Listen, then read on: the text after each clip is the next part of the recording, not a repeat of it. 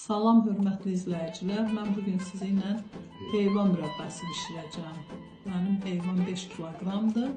İndi mən onu təmizləyib doğrayıram.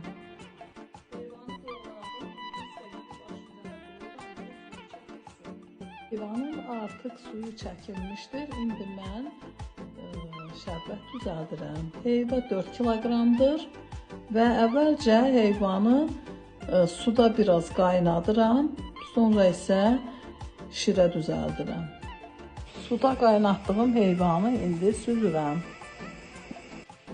Mən heyvana qaynadan suyu kullanıram və həmin suya 4 kiloqram pesok döküb şirə düzəldirəm.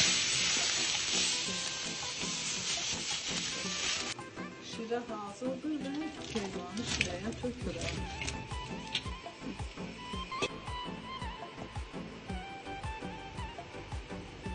Mürəbbəmiz artıq olmaq üzrədir. Bir 10 dəqiqəyə biz onu götürə bilərik.